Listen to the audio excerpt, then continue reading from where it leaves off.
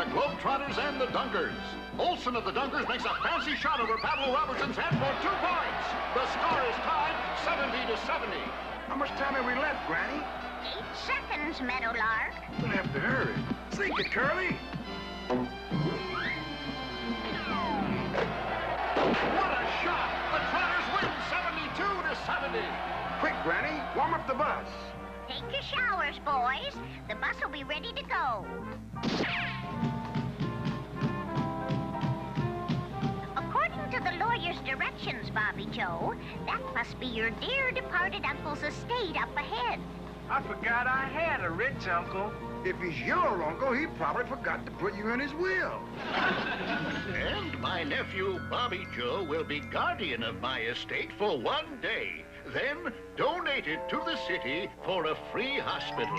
As a last request, I would like a Globetrotter basketball game to celebrate the signing over of the deed. How about it, fellas?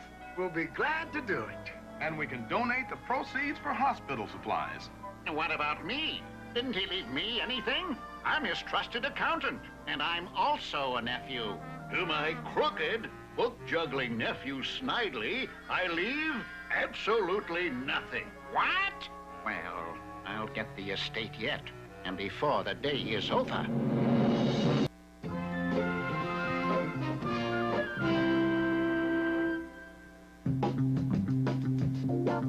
Here's the house gym, fellers. Start practicing. Right, Granny. Come on, men. Let's scat. Hey, Meadowlark, pass the ball. Here it is, Curly. My famous boomerang special.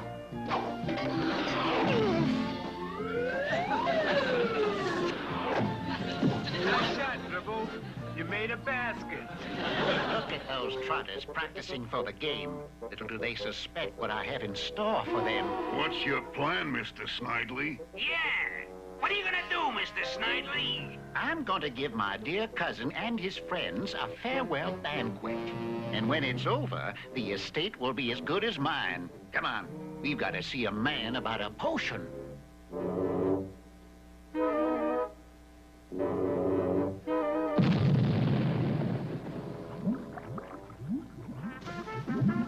Mother of pearl. My mouthwash formula needs a little more work. Yes. I'd say it needed a lot more work. Ah, yes. Now, what can I do for you? Do you have a potion that would make someone obey my every command? Ah, what a coincidence. I have the very thing. My elixir of carburetor cleaner. I don't want a carburetor cleaner. Allow me to elucidate. It didn't clean the carburetor, but my car followed me around for days. Like a pup, fresh out of obedience school. You mean it obeyed your every command? Ah, yes. It even brought me the funny papers. I'll take it. Down, boy, down. Just to show you there's no hard feelings, I've prepared a huge banquet in your honor, Bobby Joe. Did you hear that, fellas? Yeah, Cousin Snidely's a real groovy guy. Did you ever see such a splendid repast?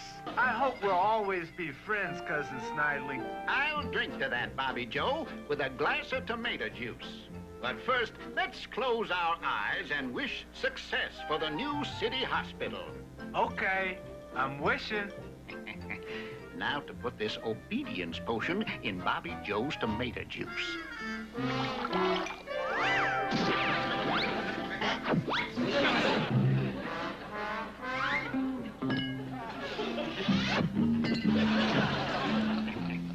Success, Bobby Joe. Success, Cousin Snidely.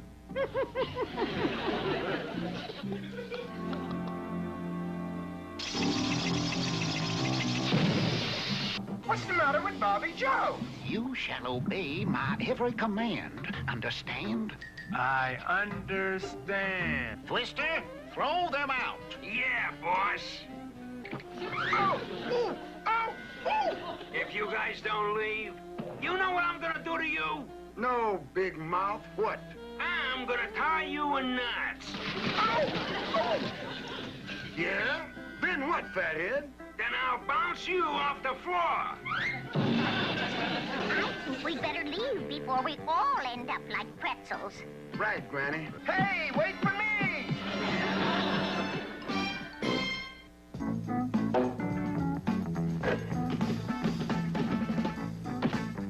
Don't go away. We'll be back in a moment with more exciting fun. That sure didn't sound like Bobby Joe. I still think there's something to miss about all this. And I'd sure like to find out what it is. How can we, when they're up there and we're down here? Easy. We'll simply toss you, Geese, and Pab up to the window where you can listen in. Are you sure this will work, Meadowlark? Sure, I'm sure. Now up to the window you go. You're next, Geese. Are you? Your turn, Pab.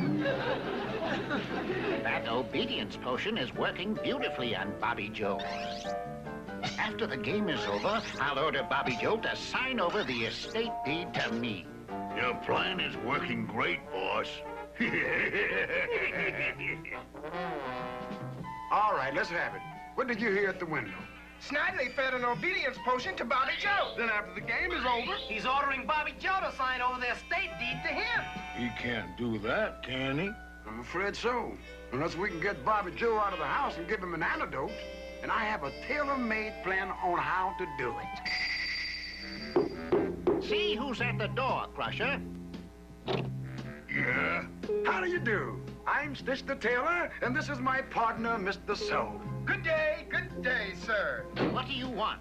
Who sent for you? Why, Bobby Joe did. He ordered a new wardrobe. Where is he? Bobby Joe, did you send for these tailors? Maybe I did. I can't remember. Fine, we'll start right in. Mr. Stitch, I can't work in such shoddy surroundings. Just look at the clothes they're wearing. Tacky, tacky. Mind if we work on your friend first, Bobby Joe? Oh, sure. Nose to wrist, 37.5 inches. Nose to wrist, 37.5 inches. Check. Eye to eye, 42 inches. Eye to eye, 42 inches. Check. Scissors. Scissors. Material. Material. It drapes perfectly. Needle and thread. Needle and thread. Thank you. You're welcome. There. Perfect fit. I can't either. What kind of a suit is this? Come along, Bobby Joe. We've got to catch a bus and an antidote. Well, we've checked about every chemist in town. Still no antidote. Poor Bobby Joe. He can't remember any of us. Your face is familiar. Have we ever met before? Wait a minute. We forgot about that nutty Professor P. Bunsen Burner. You mean the one who sold us that crazy carburetor cleaner? Yeah, maybe he can help us.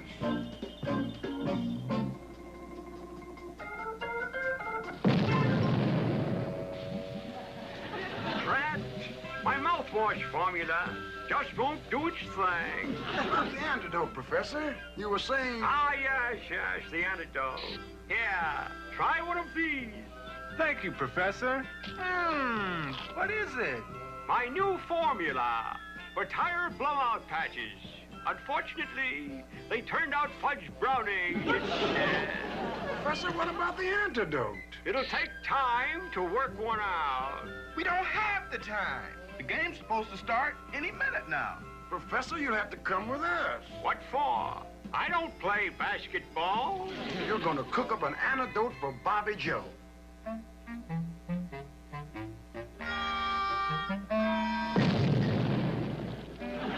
Drat, too much oregano. But as soon as I get it, I'll let you know. Thank goodness I'll be in the game where it's safe. And I'll be in the kitchen. Yes. As mayor of our fair town, I will deem it a privilege to accept this estate for use as a free hospital to help our needy citizens.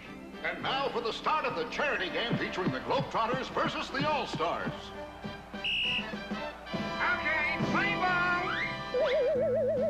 Pardon my foot. It's all yours, Bobby Joe. it? Here, toss it to me. Oh, thanks. Here you are. And the All-Stars move ahead with 2 points on an assist from Bobby Joe. Hey, Bobby Joe, whose side are you on anyway? Play ball, play ball. Time. Coming, Meadowlark. It's 2 o'clock. 2 o'clock. Time to put baby to bed. No bridge. Biddy bye, Polly. How about that? It's the old sleeper play, good for 2 points. Now Furfner of the All-Stars comes charging back. Over there. You're dribble speeding. You dribble through a safety zone and dribbling without a license. Boys, take him away. I'll take this as evidence. Wow, what kind of a play is that? Foul on Meadowlark. Foul on Meadowlark? I'm innocent. I demand a trial. Decision overruled. 3 shots for Meadowlark. Thank you, Your Honor. I won't waste any time.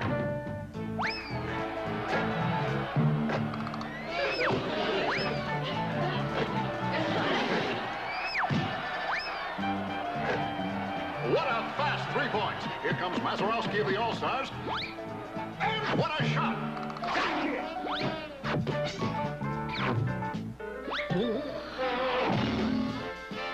Another brilliant play by the Globetrotters. Yippee! Hey, gang. Stick around. We'll be right back with more laughs. Bobby Joe, he seems to be confused. Now, let me see. Which team was I on? Over here, Bobby Joe. No, over here, Bobby Joe. Toss it here. No, over here. Throw it here. Throw it here. Guess which hand the ball is in. This one. This one? You win, you lucky guy, you. Thank you, Bobby Joe. That play puts the All-Stars in the lead again. And there's the gun ending the first half, with the Globetrotters behind 38-40. Thanks to you, Bobby Joe, we're losing. I told you I couldn't play basketball. We better check with Professor Burner.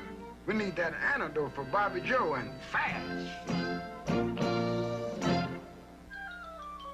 Ah, yes, a dash of paprika, a touch of nutmeg. Here you are, Granny, my dear. Run this through the mixer. I don't see a mixer in this kitchen. Yeah. Well, I don't see why that wouldn't work, Dribbles. Tail wag power is the next best thing. Thank you, Dribbles. Here you are, Professor. Ah, yes, my dear. All shook up and ready for the filling. Into the oven you go. Yes.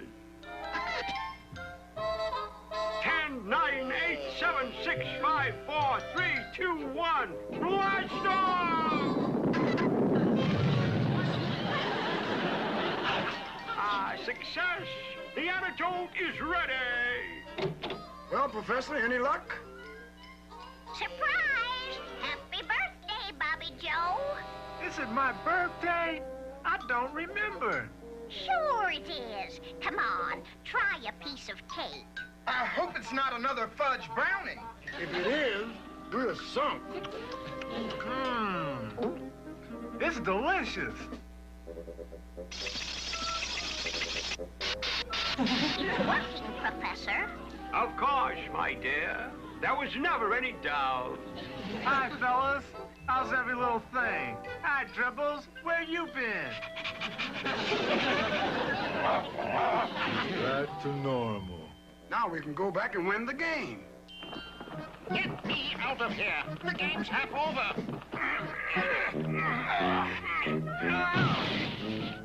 Now we're free, boss. Now let's find Bobby Joe. Come on. Are you sure you can play, Bobby Joe? Meadowlark, I never felt better. And as soon as the game is finished, I'll sign over the estate to the city. So, Bobby Joe was himself again. I've got to make him sign over the deed to me now.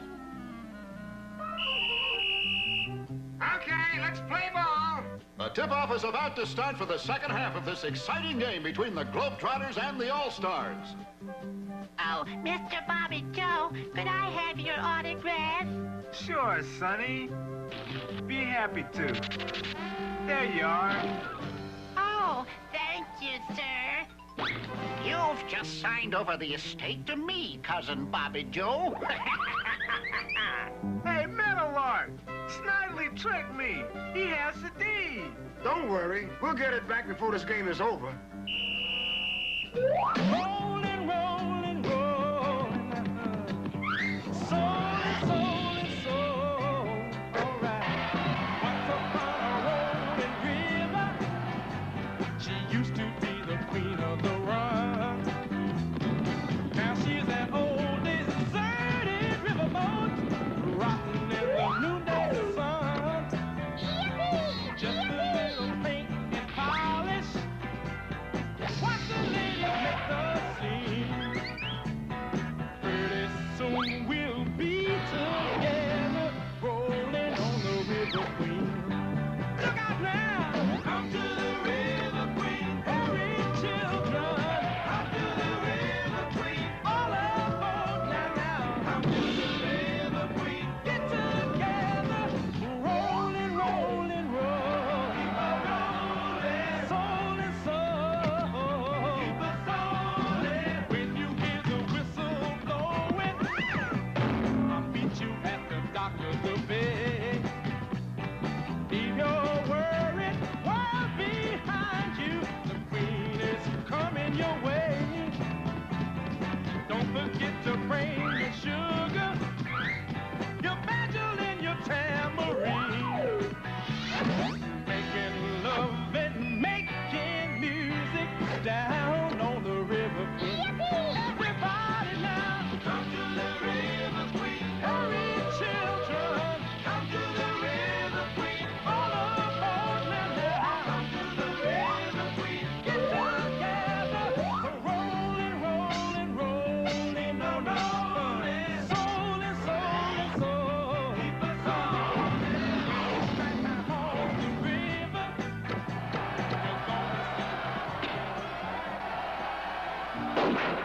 The Globetrotters have won the game and saved the day for the New City Hospital. And on behalf of the New City Hospital, I want to thank you all. You know, Meadowlark, I feel kind of sorry for my no-good cousin Snidely. Yeah, out of an estate and out of a job. Wait a minute. Maybe an honest job will make an honest man of him.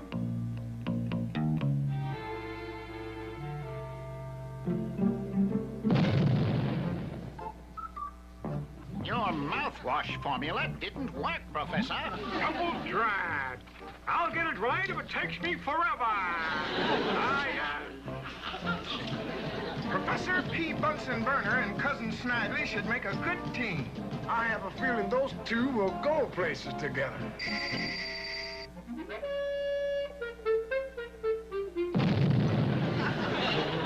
Drat! That didn't work either.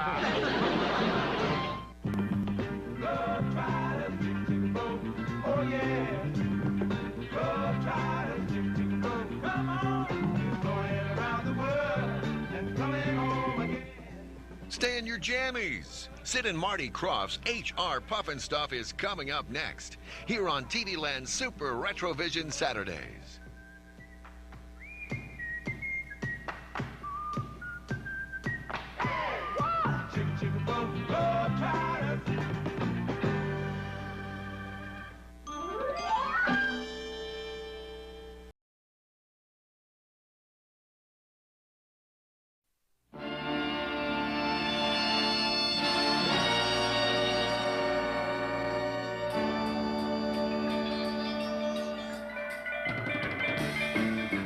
This is the year 2020. The place is the Challenger Seamount, the top of an underwater mountain. A complex beneath the sea. 250 men, women, and children live here, each of them a scientist pioneer. For this is our last frontier, a hostile environment which may hold the key to tomorrow.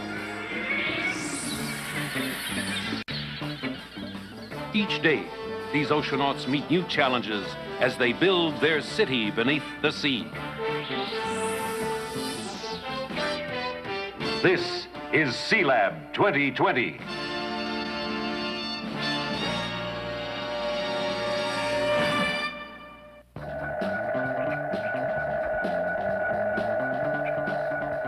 What's our mission today? Dr. Williams wants us to bring back an electric ray. I saw one the other day.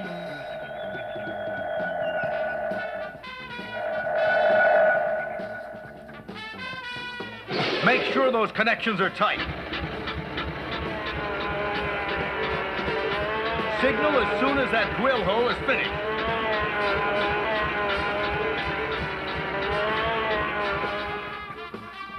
I saw him near this cave. A giant electric ray. Electric rays aren't migratory. He should be in the same area. There he is. Wow, what a specimen.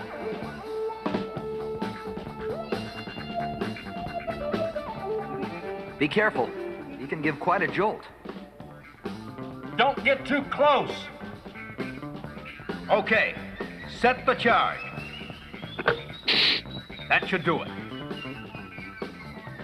This way, Hal. The net's ready. All divers to safety. Ready on the surface? Ready on the surface. We're waiting to take reading. In you go, fella. Got him. Okay, surface, here we go.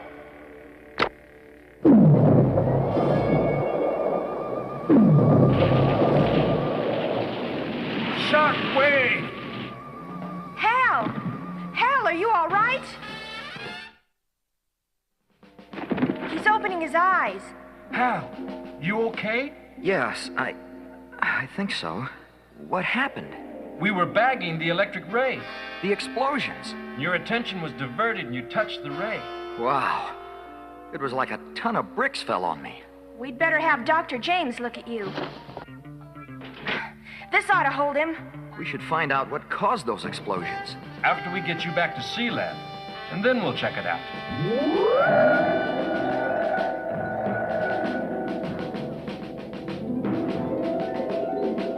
You're okay, Hal. Just don't play anymore with electric rays. Thanks, Dr. James. If we had enough of them, we could power SEALAB. Not a bad idea. Now look here, Hal.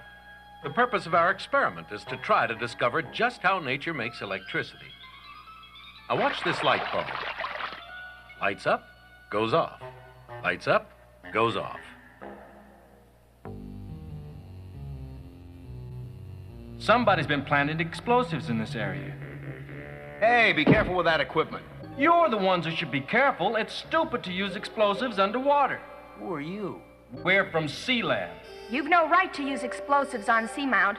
Who are you? I'm Craig Bracken, submarine oil geologist. We have the right to do whatever we want. You're trespassing, Mr. Bracken. Take your gear and get out of here. We're not trespassing. I told you we have permission. To do what? Explore for oil.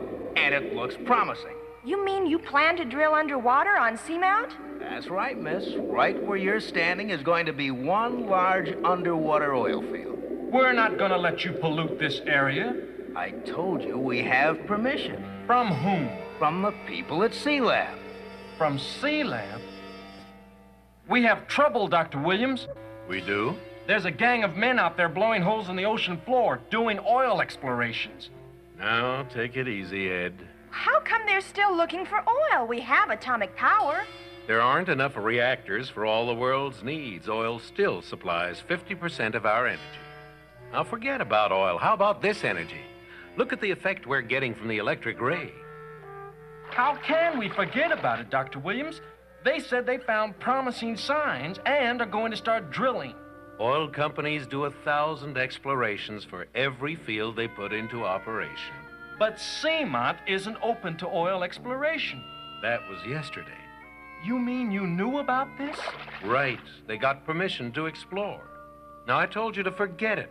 They'll probably never sink a well on Seamount. The odds are against it.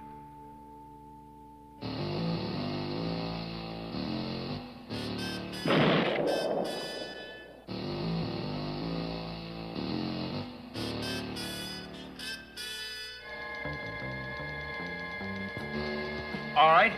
Easy now. That's it. Drill mount set.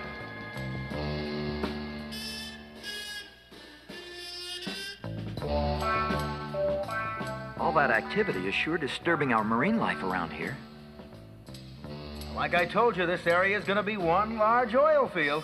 It's too bad the whole thing just doesn't blow away. Sore loser, eh? Yeah, him and our ecology both.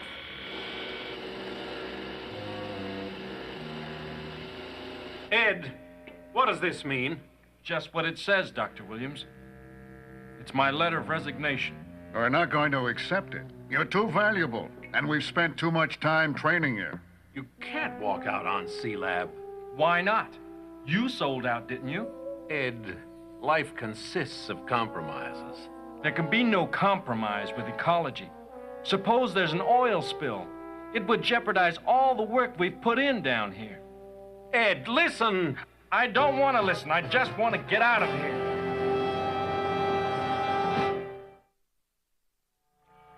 I'm glad you asked me to dive with you, Ed.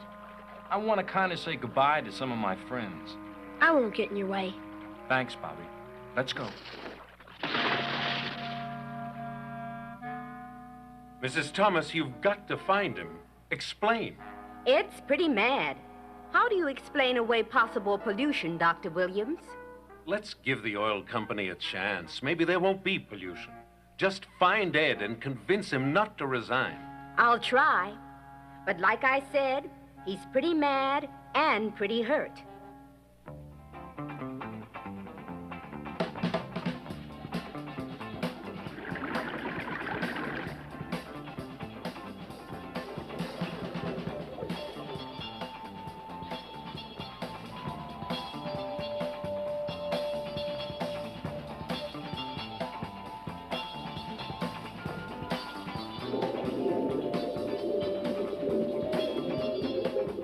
There he is, Hal. Let's talk to him.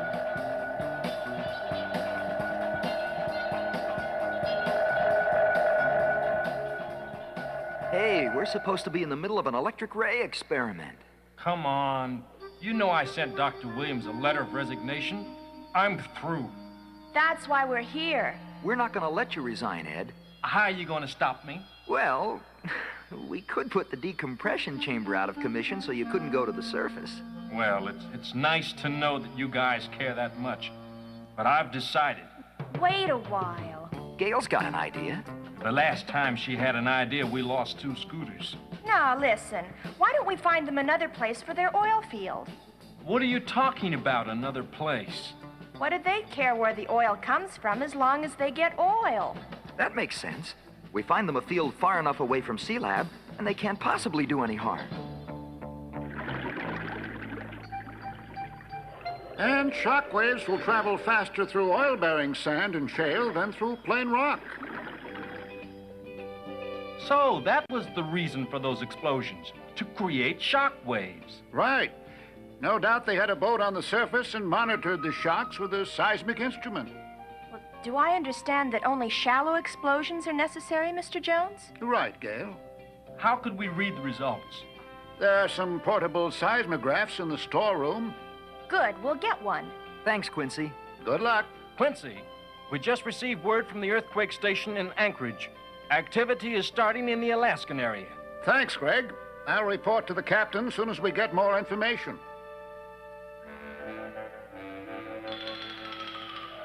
Okay, we're at the edge of seamount.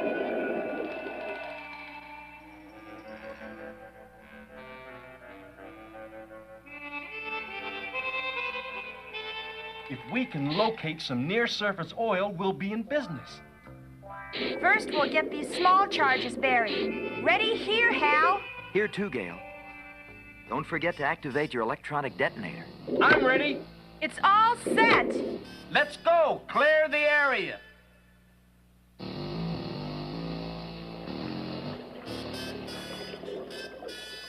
Okay, here goes.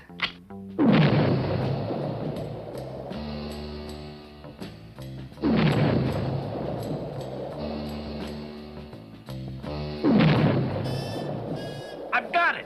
Good reading. Good. Let's check our next location.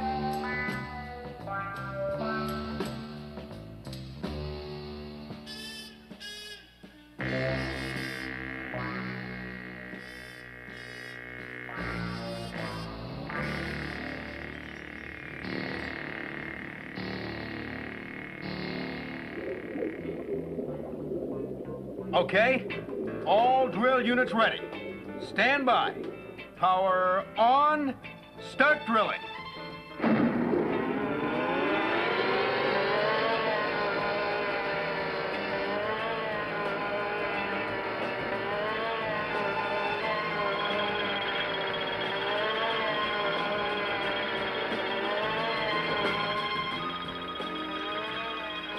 Do you see this Craig Bracken anyplace?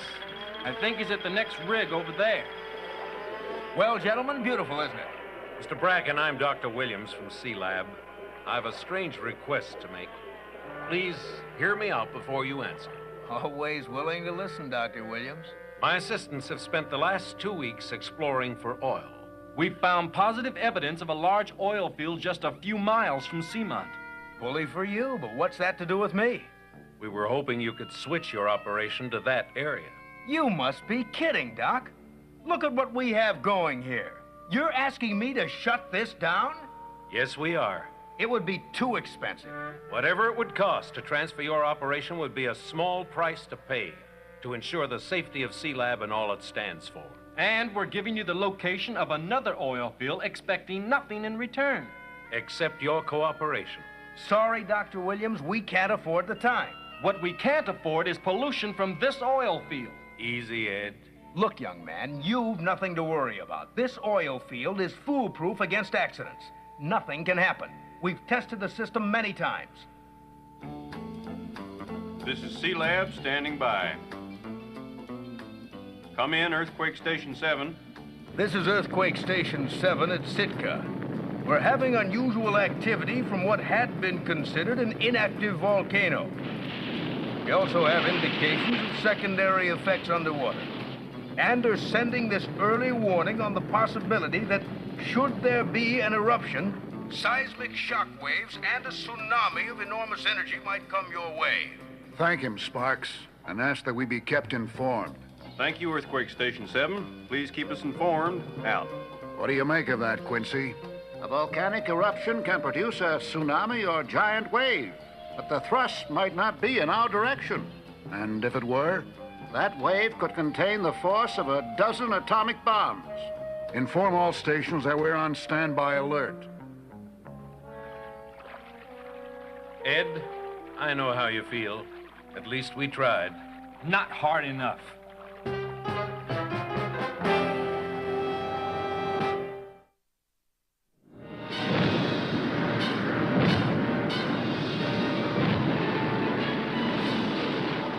She's blowing her top. SEALAB, this is Earthquake Station 7. SEALAB, this is Earthquake Station 7. Earthquake Station 7, this is SEALAB. Go ahead. Our volcano is erupting, causing subterranean earthquakes. And a tsunami is traveling in your direction. A shock wave will hit at about 500 miles per hour.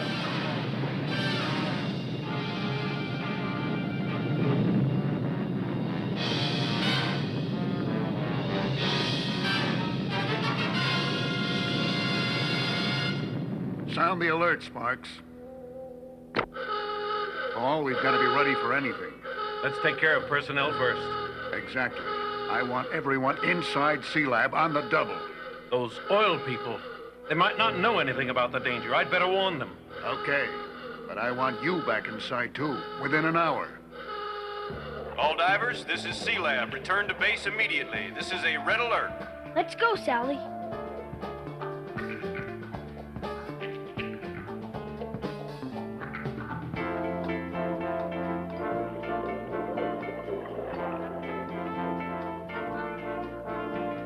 All divers, return to SEALAB. Let's go.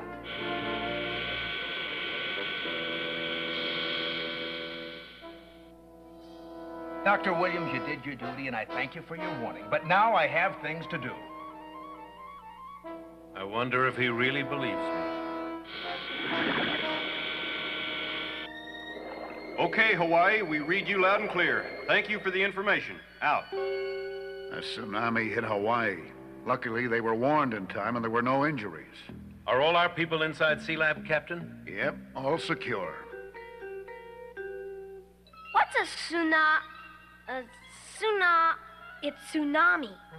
Oh, yeah. What's that? It's a giant wave that's caused by an earthquake. It can be dangerous. But we're underwater. Yeah, but we still might feel it. Where are we going? To the moon pool. I want to get Simba. But we're supposed to stay inside. You go back. I'll only be a minute. Well, old buddy, you'll have to wait till the tsunami passes before we can bring you a friend. Which is just about now.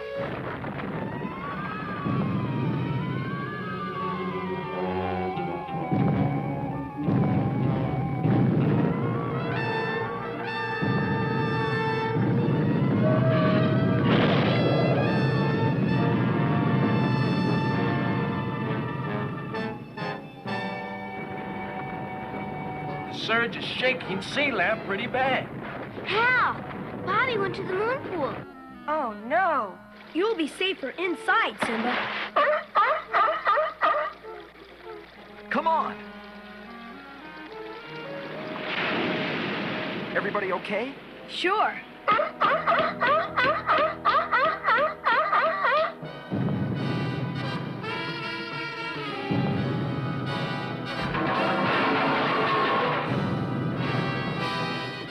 I better check the structures. The tsunami! Get back here! Nothing can happen!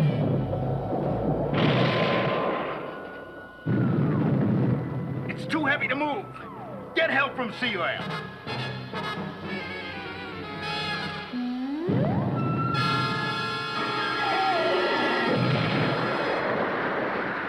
Mr. Bracken is trapped under the wreckage. Okay.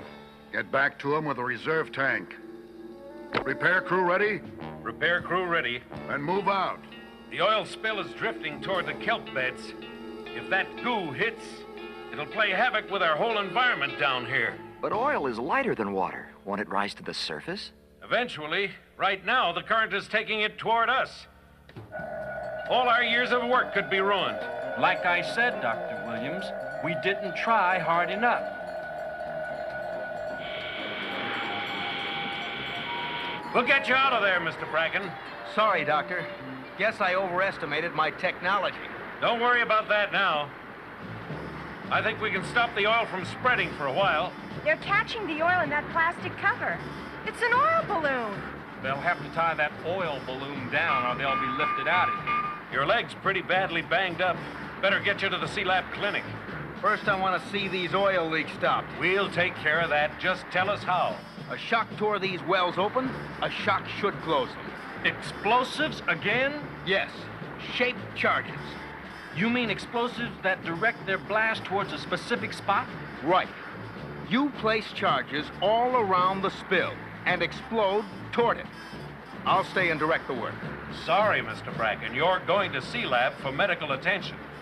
Al, get some shaped charges around that other spill. Ed, take care of this one. And what happens if the shaped charges don't do what's expected? Then we're in for worse trouble. That's the last one. Let's pull back. Everybody out of the area. Are the areas clear? All clear. Right. Then here goes. Number one.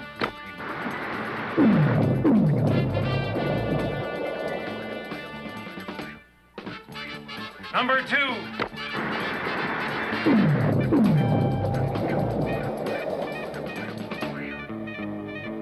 That did it. Oh, I'm hungry. How about you, Hal? Ed, feel better? You know, I have an idea. Oh, not again. Well, the other one worked out. You'll like this one. Why don't we all get together and burn Ed's letter of resignation? I'll supply the match. Anyone have a cup of coffee to spare? Mr. Bracken, I want to put you on notice that SEALAB will fight reopening that oil field. Dr. Williams, so will I. You will? You told me there's oil on the other end of the seamount.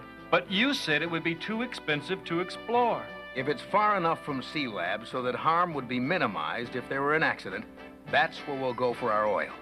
Now, how about that coffee? Allow me, Mr. Bracken.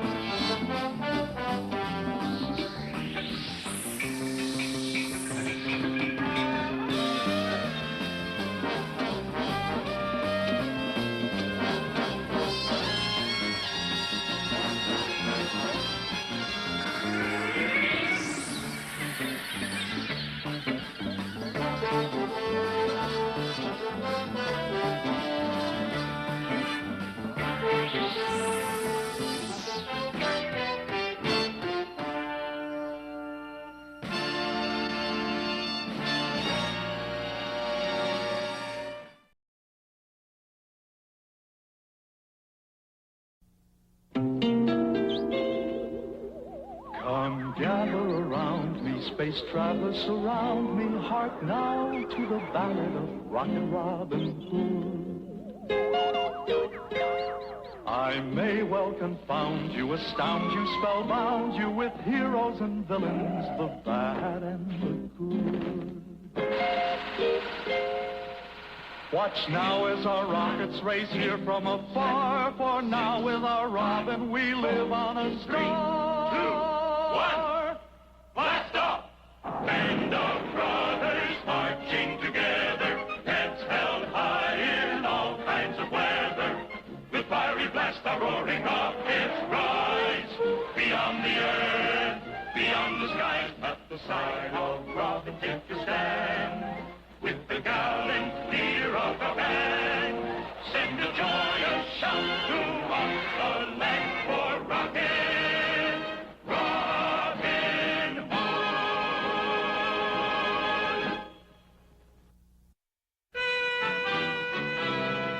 We come from near and distant star to the sound of the galaxy born, to rally round rocket Robin Hood, braver man has never been born. So we sally forth against the foe, our band of brothers skyward ho, with rocket Robin Hood. With rocket Robin Hood.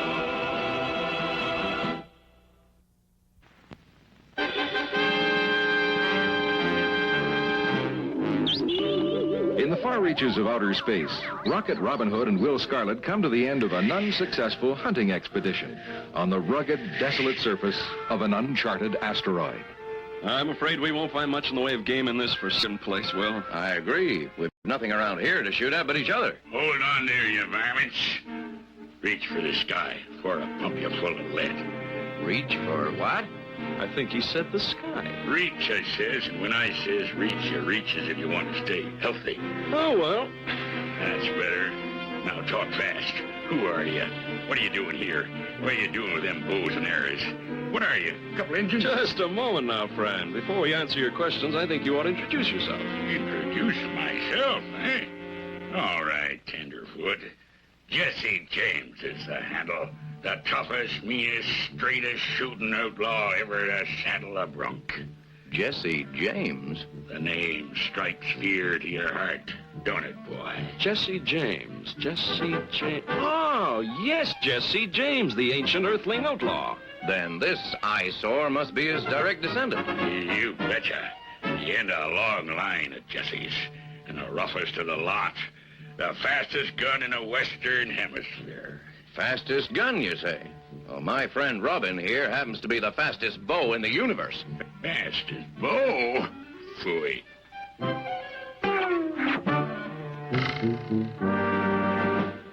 Well, there ain't no call to get nasty about it. Of course not, Mr. James. I just thought you might like a demonstration. After all, we are in the same line of work. Same line of... You mean, you fellas are outlaws, too? Certainly. We make a habit of taking from the rich and giving to the poor. Steal from the rich and give to the poor. That ain't the way you do it at all. You steal from the rich and you keep it. That's what you do. By the dilapidated looks of you, Mr. James, you're not doing too well. Well, you see, oh, shucks, I just ain't no good at it, that's all. I'm a disgrace to the name Jesse James. Oh, come now, Mr. James. Surely if you applied yourself. No, I couldn't rob a piggy bank. Well, you're just going through a run of bad luck. Have another go at it. You think so? Of course. In fact, your fortunes may even change today.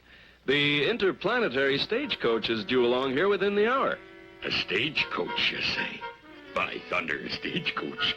It'll be just like old times. I'll do it. Ha! Bravo. Well, we must be on our way. All right, you coyotes. See you later. I gotta practice my draw. That's it, Mr. James. Practice makes perfect. Come, Will. We have to go find a stagecoach in a hurry. I was afraid you were going to say that. Well, that does it. Tombstone Stage. Yeah, what does it mean? I don't know, but I seem to recall reading it in a volume of ancient Earth history. You know, Robin, it's been my experience that your sense of humor, however entertaining, usually gets us into trouble. Nonsense. This has nothing to do with my sense of humor. We're merely doing a good deed for a fellow outlaw. The poor man's confidence needs a boost. And why the not guard uniform?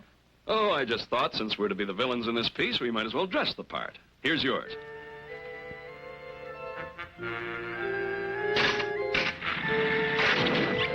Easy there, old Pete.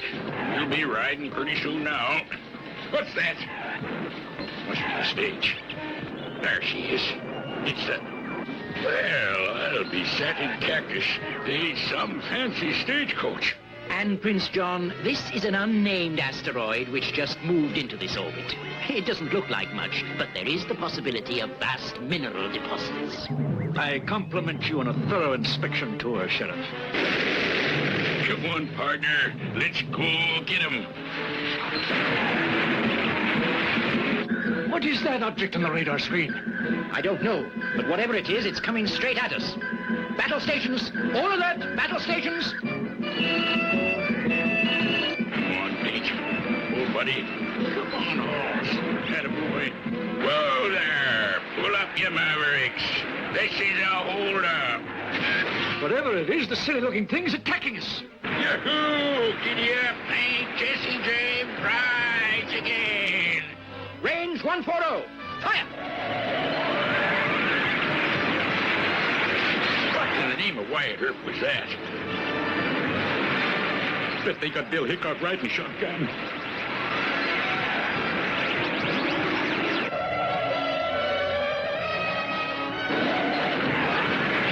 Pete, let's skedaddle out of here. Shoddy marksmanship is appalling. I've got him zeroed in this time, Prince John. Range 050. Oh, come on, Hoss. Get me out of here. Fire! Is this the end of Jesse James' comeback as an outlaw? As Will Scarlet warned us, Rocket Robin's sense of humor often leads to trouble. The countdown started, trouble brews, but have no fear, we cannot lose with Rocket Robin Hood. Soaring through the far reaches of outer planetary space is new Sherwood Forest asteroid. Fantastic headquarters of that swashbuckling cosmic highwayman of the 30th century, Rocket Robin Hood. Yes, here comes the one and only Rocket Robin Hood, gliding through galaxies in his search for star-shattering adventure. The interplanetary villains quiver in their space boots when they hear the merry ring of his laughter and feel the blast of his mighty electro quarterstaff. Rocket Robin Hood, fun-loving astral adventurer in the astonishing years to come. Rocket Robin Hood, the happy outlaw of outer planetary space, is a direct descendant of Robin Hood of old. He's fast, with a joyful laugh, a ready jest, and a quiver full of futuristic arrows. Robin robs from the cosmic rich to give to the astral poor.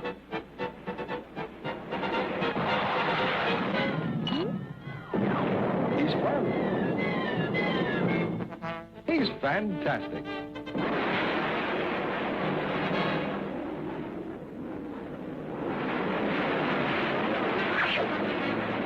Robin Hood, merriest of the merry men, in the astounding year 3000. In time of trouble, time of woe, the dark before the dawn, we turn to Robin for his strength in brains as well as brawn. So though the villain holds his sway, there come our dawn, will come our day, with Rocket Robin Hood. With Rocket Robin Hood. Jesse James, the bumbling outlaw, tried to hold up Prince John's royal spaceship. It wasn't a good idea. Prince John has no sense of humor.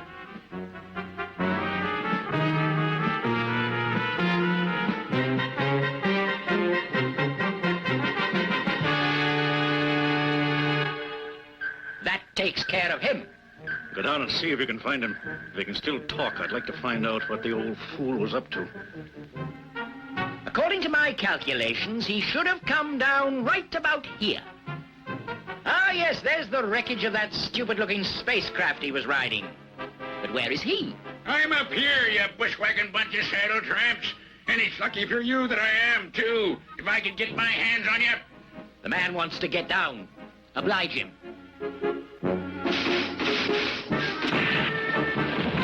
On your feet, you space flea! How dare you remain seated in the presence of the sheriff? Sheriff? Did you say sheriff? I did. Well, Sheriff, it looks like you finally caught up with me. Finally caught up with you? I don't even know your name. You don't even know? When was the last time you was in the post office, man? What is this idiot talking about? Why, my picture is splashed all over every post office in the universe. Take him back to the castle for questioning. Well, this is the right place. I wonder where our desperado is. Look, Robin.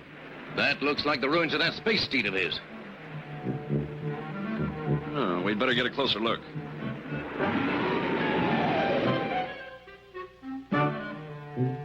Now, who would want to do a thing like that? And where is Jesse James? Will, this asteroid isn't on the regular not patrol run, is it? No. But I imagine they conduct occasional inspection tours. Why do you ask? Suppose a not ship happened along before we got back. Jesse James might naturally have assumed it to be the stagecoach and... And attack it. If that's true, it's a wonder he isn't lying here with his trusty steed. They might have taken him prisoner. We better conduct our own inspection tour at Knock Castle. All right, now. Who is this motley scavenger? He calls himself Jesse James, sire, from the planet Earth. Don't try to fool me. You dry gulch me for the reward. Reward? What reward? Ain't you never seen none of them posters with my picture on it? Wanted, Jesse James, dead or... What am I saying? You've put us to a great deal of trouble, little man, so we'll check on your story. And if there is not a handsome reward, indeed you'll find yourself the guest of honor at your own execution. Take him to the dungeon. Now, where do you suggest we begin our search for Jesse James? It appears we don't have to. Here he comes now. No, you done it, Jesse. You come up with that reward story just once too often. Doesn't appear to be very happy, does he? Prince John and the sheriff often affect people that way. I think it's time for the changing of the guard. You take the right. I'll take the left. Just to honor at my own execution. I tell you, that Prince fella's got some sense of humor. He's real funny, he is.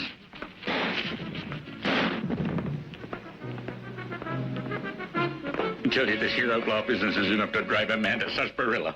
Calm yourself, Mr. James. You're among friends once again. Huh? What? You two again? Well, of all the conniving polecats I ever rode with. Telling me you was outlaws and ain't no honor among thieves no more, that's what. Now, don't let the uniforms fool you. We could hardly walk around here in our usual sporty attire. They'd have us in the dungeon before you could execute that lightning-fast draw of yours. Yeah. Yeah, I guess that's right then. Here we go now. Well, if all goes well, we're going to borrow one of the sheriff's rocket ships and exit as quickly as possible. There's a good idea. That's strange. They're taking him to the runway instead of the dungeon. Who's taking whom to the runway? The two guards. They're taking the prisoner to a space rocket. They're getting on board. You fool, you! They're obviously not guards. They're spies helping him escape. After them. Yes, Your Excellency, right away. Call out the guard. Prepare to launch Space Fortress.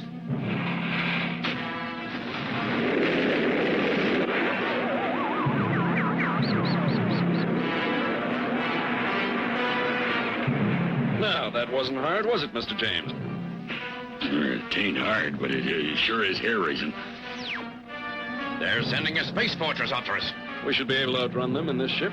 The posse's on our trail.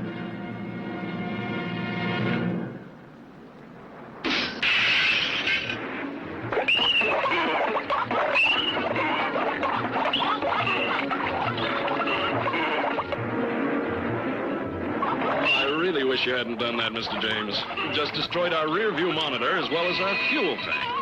We couldn't outrun Friar Tuck in this condition. I suppose not. It looks as though we'll be going back to the castle as the sheriff's guests.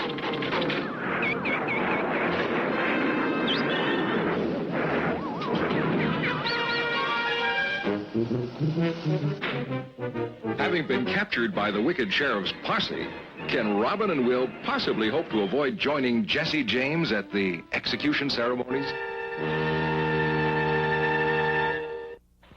Danger looms through outer space.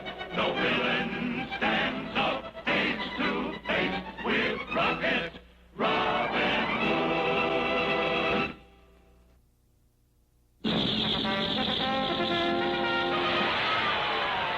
Strongest member of Rocket Robin Hood's band is Little John, the brawniest spaceman ever to rocket through the cosmos in the fantastic years to come. This Goliath of the galaxies has the might of a cosmic Hercules, the brute force of an unleashed meteor, combined with a truly super weapon, the electro quarterstaff. Little John, whose great strength is tempered with a simple, good-hearted kindness toward all living things. Mightiest of Rocket Robin Hood's merry men in the amazing years to come, Little John.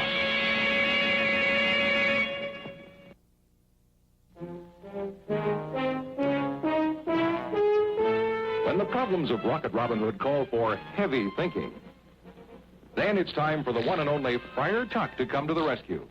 Some, like the wicked Sheriff of Knot, think him fat, foolish, and not worth worrying about. But don't you believe it. Friar Tuck, whose courage is as tremendous as his appetite, is just one of the astounding space characters in the merry band of Rocket Robin Hood in the fantastic years to come.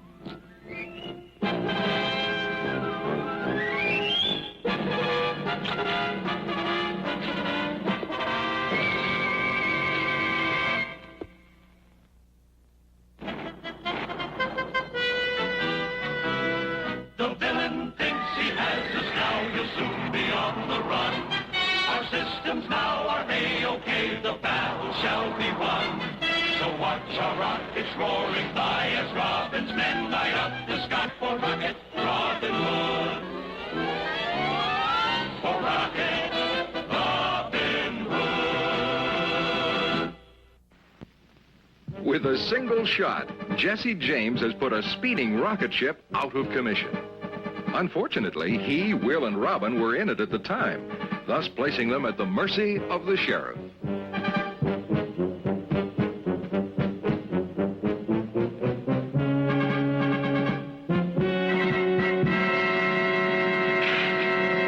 I trust you'll be comfortable here. You'll want to be well rested for tomorrow's festivities.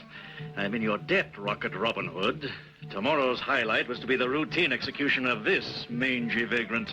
Now you've come along to add 2 star names to the bill. I'm sure it will be standing room only. And the proceeds go to Prince John's favorite charity, Prince John. I'm curious to see how witty you are when you face the executioner. Oh, I imagine we'll manage to keep him entertained. unless, of course, we cancel the performance. If these prisoners are not delivered to the executioner promptly in the morning, you three will take the place. Yes, of course, Your Excellency. Did you hear what he said? Did you hear him? If you two allow anything to happen and get us executed, I'll see that you live to regret it. Oh, what am I talking about? Well, why don't we pass the time with a few rounds of Spaceman? Excellent idea, Robin. Mercury, Mercury, old spaceman, he'll blast off as fast as he can.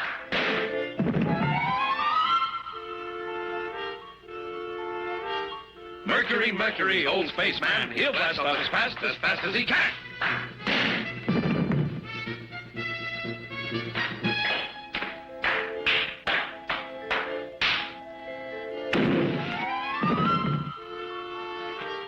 Thank you. I never tire of that game. Come along, Mr. James.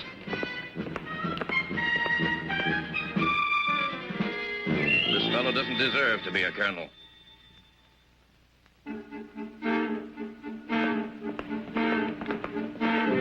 This is the shortest way out of here.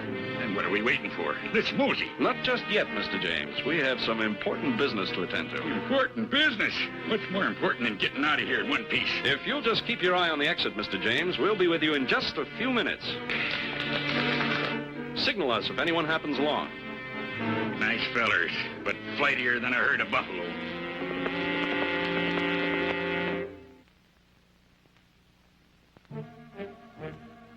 Well, there's the vault. Now, there's just 12 inches of magnetic steel between us and the crown jewels. What do you suggest? Now that you're a colonel, I suggest you see to your slovenly troops while I see to the jewels. You're absolutely right. Those two are a disgrace to the uniform. What in the name of Neptune is this? Of all the bedraggled, lazy, poor excuses for guardsmen I've ever seen, you two are the worst of the lot. Look at you. You haven't got a backbone between you. Look at that uniform. A disgrace. You're not fit to wear it. About time we got some discipline around here. Face front. Attention! I don't want either of you to move a muscle until you're relieved of duty, or you'll answer to me. That is all.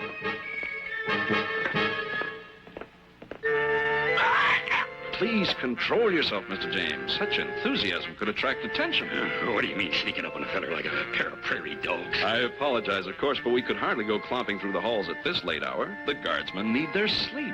I think it might be a good idea to continue this fascinating chat later. We still have some escaping to do, you know. That's right. It slipped my mind. Come along, Mr. James.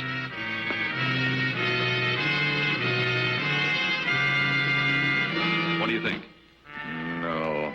This bucket has seen better years. I'll bet he couldn't pull better than a Force 12 metrocycle with a tailwind. Now, let's shop around a bit. What's the matter with you? Let's jump in this thing and hightail it out of here. Patience, Mr. James. If there's one thing Will knows, it's spaceships. There's the one we want. But you blame fool. There's somebody in it. If we ask nicely, I'm sure he'll let us have it. I've never seen such a pair of rattle-brained, sick-headed...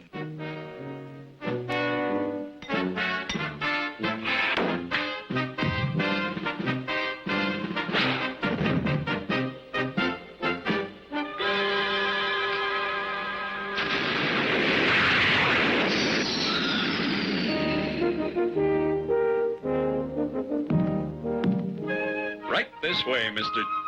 Why, you crafty old fox. Huh? What? Will, do you know what this man has done? He somehow managed to pilfer a sack full of crown jewels. No. I don't believe it. Oh, now there is a real outlaw for you. How I envy you, Mr. James. Such great wealth. And such excitement. Just think of the adventurous years ahead, Mr. James, with the knot guardsmen on your heels every minute. On my heels, huh? Tell me, Sonny, how does he feel about rocket ships?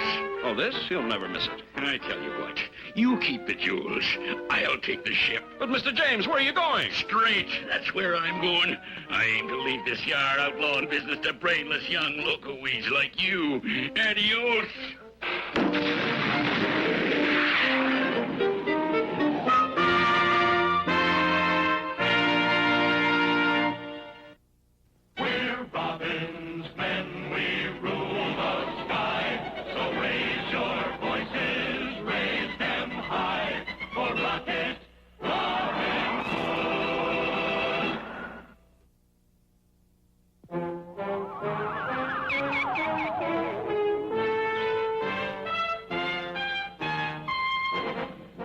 arch enemy of Rocket Robin Hood is the cruel space tyrant Prince John, despot ruler of the national outer space terrestrial territories. With the help of the wicked Sheriff of Knot, the Black Prince plans for that terrible day when he will destroy and conquer the entire solar system. And well, he might, if it were not for Rocket Robin Hood. Rocket Robin Hood, outlaw defender of right in the astounding years to come.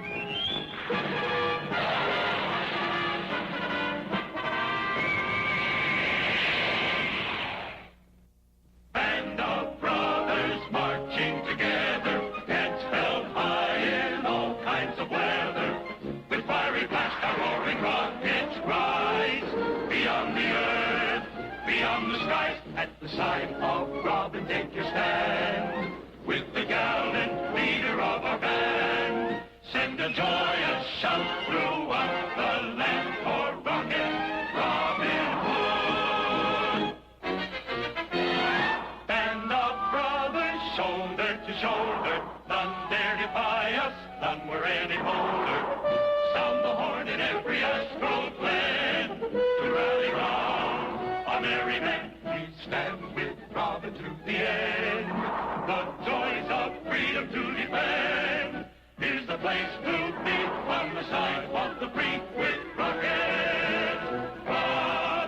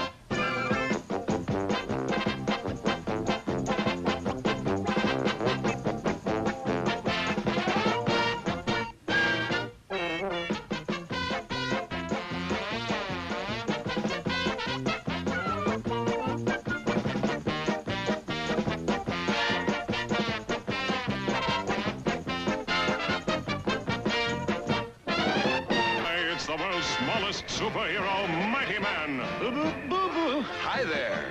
And YUKK, the world's ugliest dog. Hiya, folks.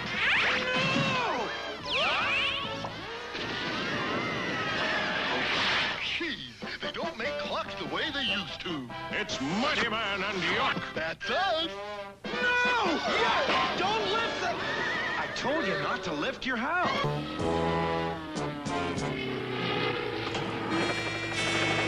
Looks like you were right, Baron Brute. Dr. Gruber is in his office. Of course I'm right, you grease monkey, and that means he's working on his amnesia machine. Now move it, meatheads, so we can steal it. I'm putting the plane on automatic pilot.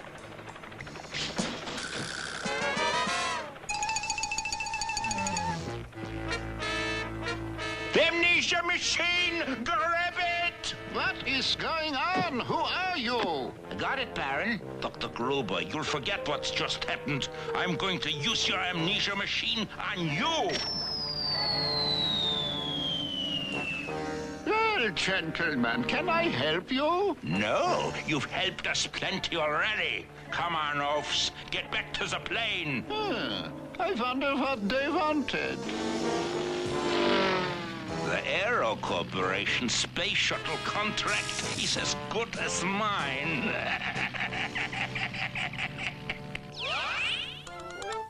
Say, Brandon, your castle looks pretty darn good. I'll bet you'll win this here sand sculpture contest. Oh, thanks for your vote of confidence, YUKK. I hope the judges think the same way. Here they come. Oops, my house! No! Yeah!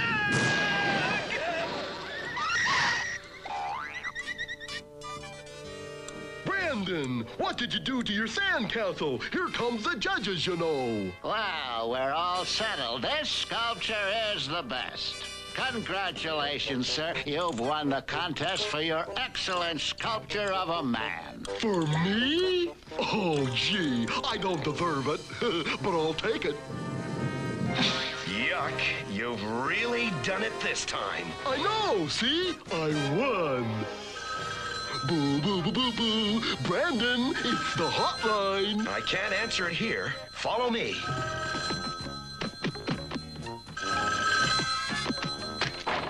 How do, Mayor? Mighty Man here. Last night, Dr. Gruber's amnesia machine was stolen. An eyewitness reported an old biplane leaving the scene. Sounds like the work of Baron Brute. We'll check it out. Time for a little mighty machine power. Mighty, mighty, mighty man. Now to find Baron Brute. Come on, old buddy. My plan is brilliant. My shuttle's only designed to fly once, but that's enough to fool them at the demonstration. Then I'll win the contract and walk off with millions. Yeah, what about your competition, Speedy Marks? His shuttle is top-notch. You airheads, when I zap Speedy with the amnesia machine, he'll forget how to finish building his shuttle. Let's go get him. Keep your eyes open, Yuck. Baron Brute has been seen in the area. Righto, mighty man. Hey, get a load of that thing. What kind of jerk would fly around in a contraption like that? Baron Brute, that's who. Let's go. Once I get Speedy, no one can spoil my scheme. Mighty, mighty, mighty man. And yuck, yuck, yuck, yuck, yuck, yuck. It's that flying pipsqueak and his pooch. I'll show him who's king of the skies. Watch out, Yuck! He's got the amnesia machine! Ha ha! You missed!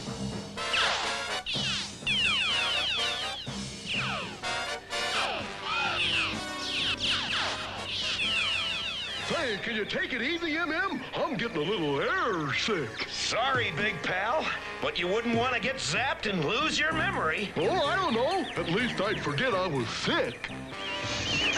I got him! Hey, what am I doing? And who's this shrimp? Yuck! Don't you know me? I'm Mighty Man. Mighty Man? You call yourself Mighty Man? You look like Tiny Man. Catch you later, sport. Yo! What I need is a parachute. Maybe this'll work. A jet. They gotta stop for a handsome little doggy in distress. Oh, yahoo!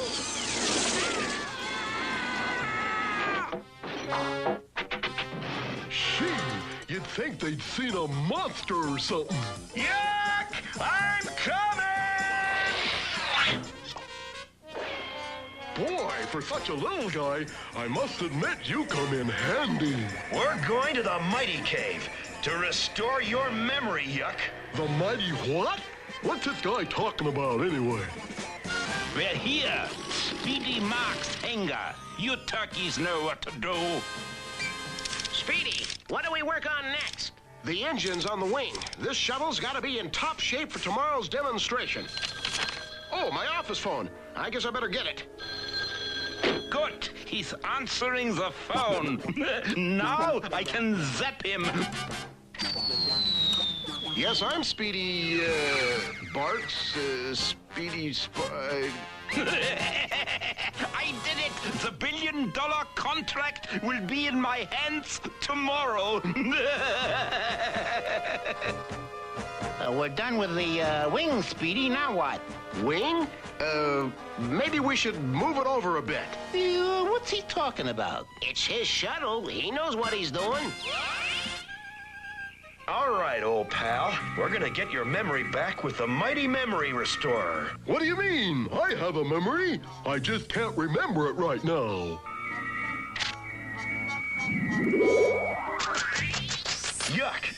you know who you are? Sure I do. I am Robin Williams. Shalva, nano, nano, nano. That's way off. I better try again. Now do you remember your name? Ah, yes. How'd you like a lollipop, my little boy? Yes, well, go out and chase it. You bother me, kid. Oh, no. Now he thinks he's W.C. Fields. So, who are you this time? Mighty Man. Don't you know who I am? I'm your faithful doggy. How quick they forget. Yuck! It's good to have you back. Yep, Mayor. I'll get you the mighty one mighty quick. We've located Baron Brute. He's at the shuttle demonstration at the airport. We're on our way. The Aero Corporation competition will begin shortly. That amnesia machine sure worked well. Yeah, Speedy's entry doesn't even look like a plane. We're in time. There's the Baron. Let's get him. The contract is in the bag. Mighty men! And Yuck!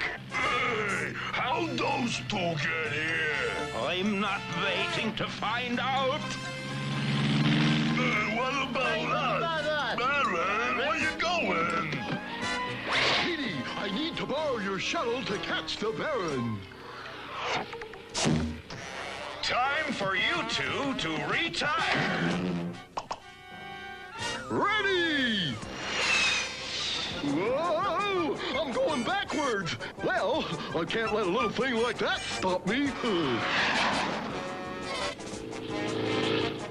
Stay on his tail, Yuck!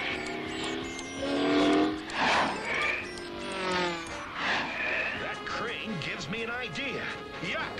Grab that hook and latch it onto the Baron's shuttle. No sooner said than done. I got it, mighty man!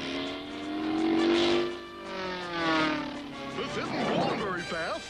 Maybe I should have a look and see if anything's wrong with this engine. Gee, that engine reacted just like my mirror did this morning. What's going on? Nice going, Yuck! You hooked a big one. Yeah, the catch of the day. Well, little doggy, we put Baron Brute in jail. Dr. Gruber has his amnesia machine back, and he and Speedy regained their memories. Plus, Speedy won the shuttle contract. Speaking of which, how do you like my shuttle? Not bad, Yuck.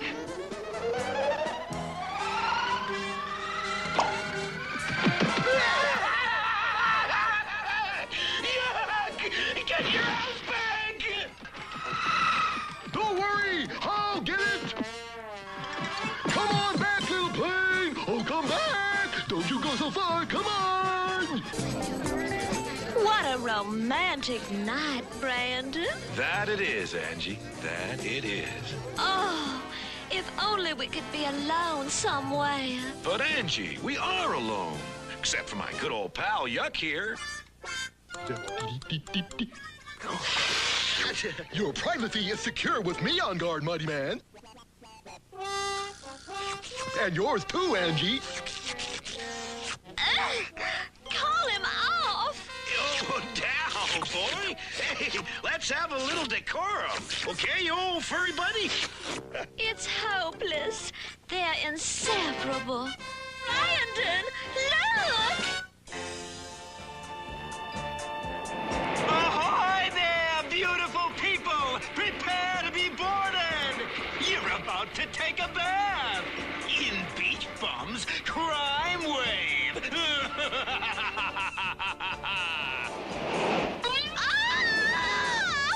Nice merchandise!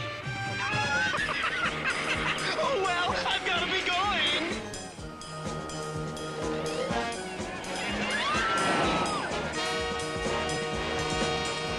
We gon' Don't let me interrupt the party. Adios! And thanks for the lovely gifts!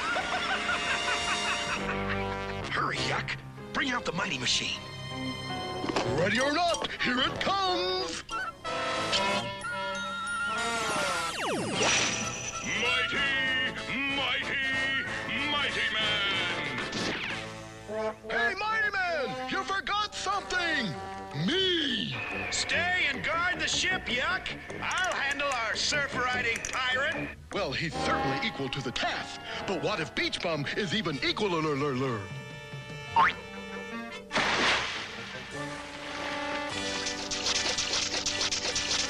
And they said I'd never earn a living on a surfboard. I wouldn't be so smug, Beach Bum. You're headed for dry dock and jail. Only if you catch me, Mighty Man.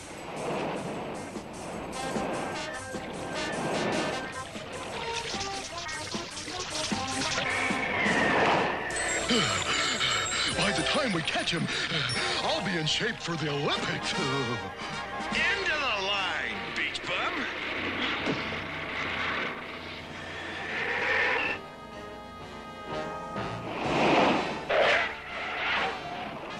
You captured him, Mighty Man! Hooray for...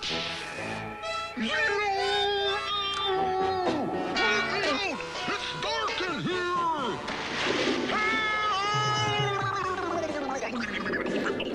That clam put the clamps on my doggy. I've got to save him. Surf's up, Wave. Full speed ahead. Convey my gratitude to the mutt, Mighty Man. If you can rescue him.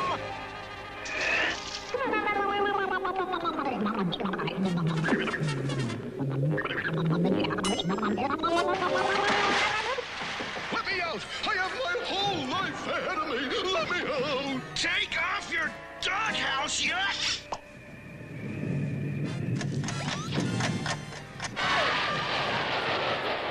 One thing about old Yuck, he's not just another pretty face. Oh, he got away because I disobeyed you. Oh, can you ever forgive me, Mighty Man? Can you? Don't worry, Yuck. We'll run him aground yet, or I'll never be able to face Angie again. Find an honest job, they said. A profession to fall back on. You can't be a beach bum all your life. But they were wrong. I've captured the perfect wave.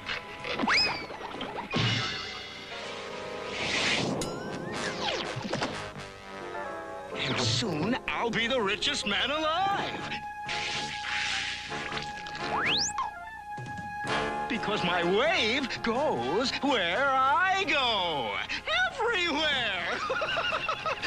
Even to my honest job.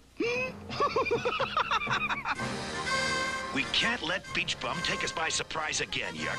We'll ask the Mighty Cave computer for information. Switch her on, old buddy. Right, Mighty Man. Now, type this, Yuck. What's the lowdown on Beach Bum? What's the lowdown on Beach Bum? Boo, boo, a boo, boo. No, Yuck, no. No, Yuck, no. You weren't supposed to write... You weren't supposed to... If only he could think 40 words per minute. If only he... Oh, it's the hotline. Yes, Mayor. Mighty Man here. There's a gala movie premiere tonight, Mighty Man. I want you to be there. I don't understand, Mr. Mayor. The film is about Neptune, king of the sea. The star will arrive carrying a solid gold trident worth millions. Something Beach Bum couldn't resist stealing. We'll get right on it.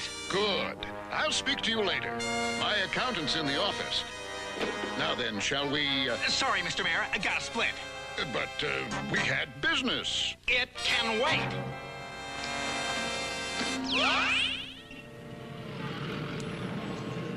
Keep those big brown peepers peeled for Beach Bum, Yuck. Not a surfboard in sight, Mighty Man.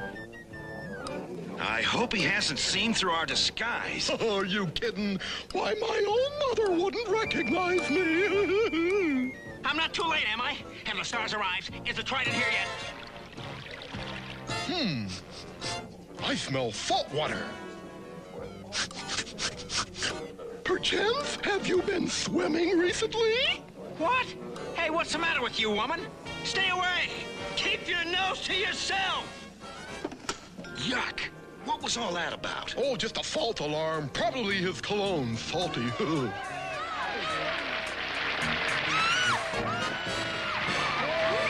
He's here! Neptune is here!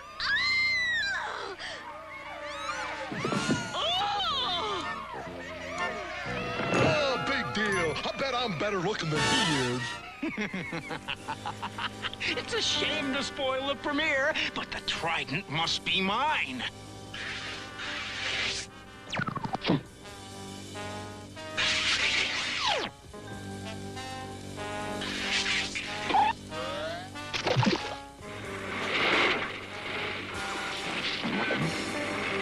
Okay, Wave, let's hang 10. Sorry, Whiskers, I'm king of the sea. That $1 million fork belongs to me. That's our cue. Shake a leg, Yuck. Right. Oof.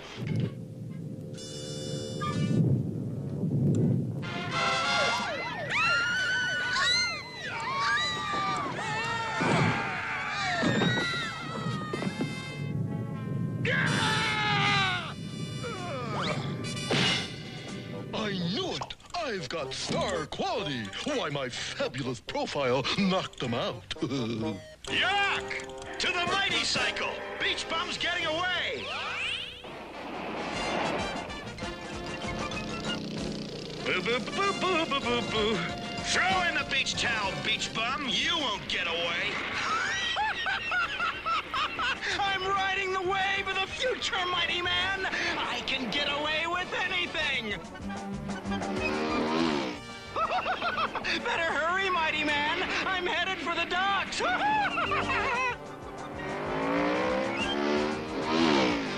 We've got to stop him before he reaches the water. Oh, speaking of water, MM, look out!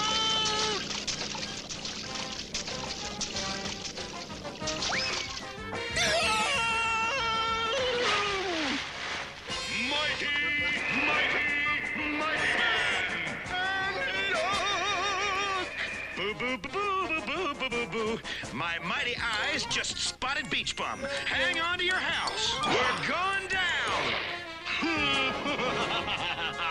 I did it. I lost them. The trident is mine.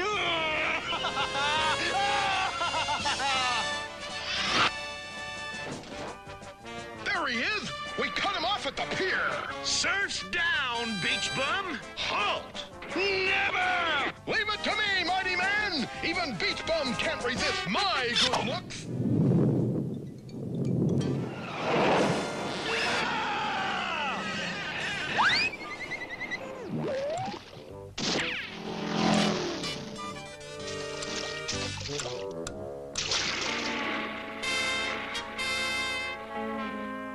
Incredible. Absolutely incredible. That face.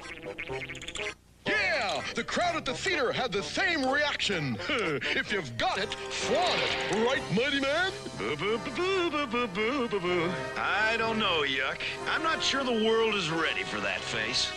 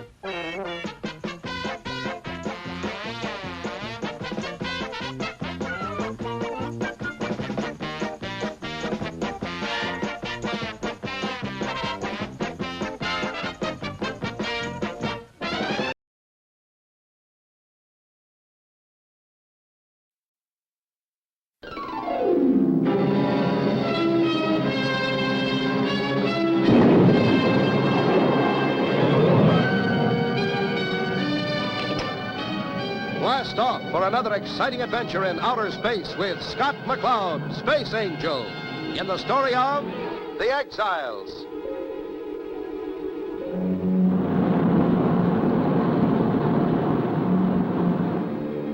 Prison ship from Hollenbeck. You can set your clocks by that, baby. Exiles on their way to the Rock. Exiles? Scum of the solar system, Chris. The maximum security gangster elements from every planet in the galaxy. They give me the shivers. The Rock is the most heavily guarded spot in the galaxy, Chris. Just the same, what if there's a big prison break?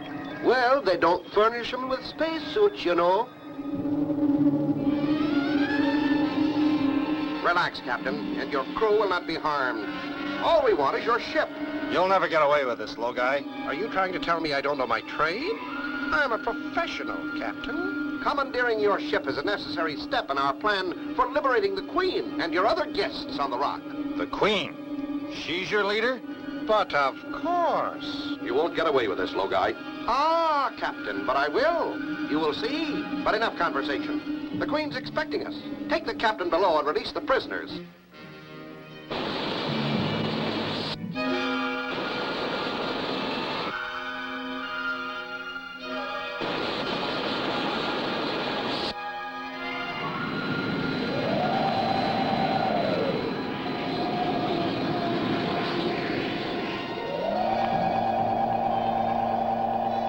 Hey, what is this? Where's the captain? You will please drop your blaster, or you evaporate. Why, you... Get him! Now, round up the rest of the Boy Scouts and release the Queen. You idiotic fool. What kept you so long?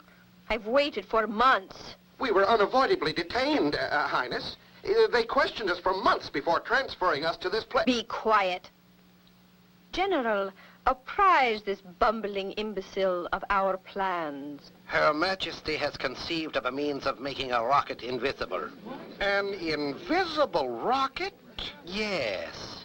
With such a craft, the riches of the universe will be ours. And with the prisoners of this asteroid supplying our crew, we'll have the most talented assortment of cutthroats ever assembled. But, Highness, what about the Space Angel? This Space Angel, he shall be taken care of. The Queen and her crew of cutthroats begin their patrol of the space lanes in the invisible ship, attacking the space freighters and taking their rich cargoes. Captain, there's a ship right on top of us. It came out of nowhere.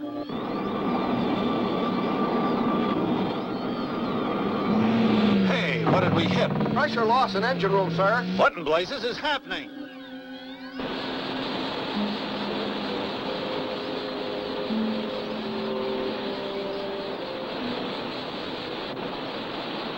Space pirates! Help! Space pirates. Break out the arms. That would be inadvisable, Captain. You will do exactly as we say, or suffer the consequences. What a haul, Highness! Plutonomite in liquid form! Hear that, my dear General? Plutonomite. It's only the beginning, Highness. Only the beginning. The invisible ship has no trouble sneaking upon the unsuspecting space freighters. By the time the crews realize what is happening, it is too late. C4X Bravo. We're being hit by space pirates. Chief, we have a mayday from C4X Bravo. They say they're being attacked by space pirates. Space pirates? Get a squadron out there on the double. Heavy freighter 450, mayday. Space pirates, mayday.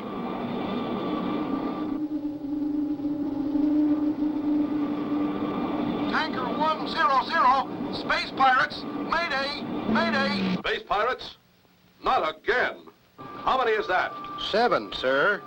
7 acts of piracy, and our Space Force can't find a thing. Dispatcher, get me the Evening Star. I want to talk to Scott McCloud. Can Scott McCloud succeed in finding an invisible ship in space? Don't miss the next exciting episode of Space Angel.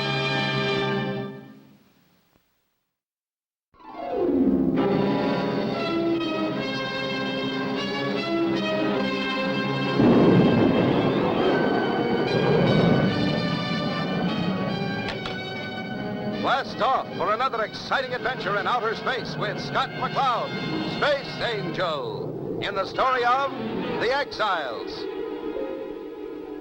Last time, as the prison ship carrying the most hardened criminals in the galaxy sped past the Evening Star, headed for the prison asteroid, the Rock, Logai, a dangerous gangster, commandeered the ship. He landed on the Rock and released the evil Queen Zora and the rest of the prisoners. The Queen and her general had completed plans for making an invisible rocket ship. With the released prisoners acting as crew, the Queen and her invisible ship hijacked 7 spaceships in the area. The chief of the Space Force put a call through to the Evening Star to Scott McCloud.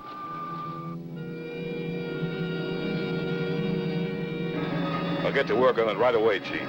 Any idea who's behind these attacks? No, Scott, no survivors. They take the cargo and crew, then they seem to disappear. And I mean disappear. That's a new wrinkle. We'll do our best, Chief. Out here. Good luck, Scott. Out here. Now, how can a 50-ton spaceship just up and disappear? It doesn't make sense. Crystal Miguel, when 5 of the best space pilots this side of Jupiter say they saw a spaceship disappear, I, for one, believe them. Obviously some form of camouflage, but highly developed. Scott, look at this. Yes, Professor. There appears to be a set pattern established here. Each cargo vessel was attacked in 1, 3, 5, 7, and over here, 9. What do you make of it, Professor? There are 2 possibilities offered. This mystery ship could be coming from either Uranus or the dead planet. Jumpin' Jehoshaphat. The Queen. I wonder if she's escaped. I doubt it, but it might be worth checking into, Crystal. Okay, Scott. I'll check with security. Mayday! Mayday! We're being attacked! Vector 6, Section 2. Mayday! We're being attacked! Vector 6, Section 2. Vector 6, Section 2. Ah, here we are. Oh, that's a far jump from the last strike, Scott. This attack is taking place near the end of our galaxy. Those space pirates really move around. Professor, notify the chief. Crystal, you and Taurus prepare the Starduster for blastoff. I think it's time the Space Angel took a hand in this. Mayday! Mayday! We're being attacked in Vector 6, Section 2. Mayday! Enough. That should get the Space Angel and the bungling Space Force out of the way. Very clever, Highness. Very clever. I congratulate you. We've located that cargo fleet, Highness. 4 tugs fully loaded with beryllium peroxide. Enough fuel to last us for years. Shall I alert the crew? At once.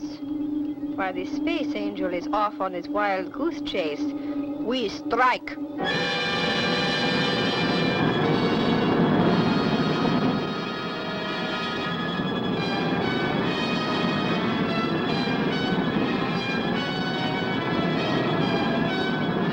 Not even a meteorite, Scott. I've never seen so much nothing, Skipper. Stand by. We're heading back to our own system. I think we've been duped.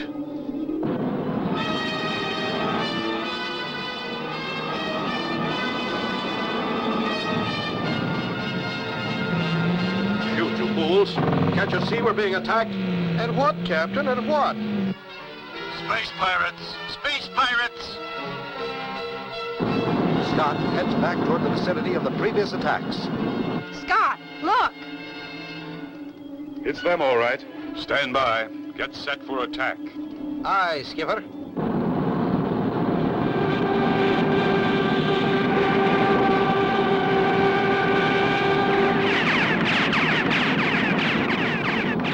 Another ship, Highness.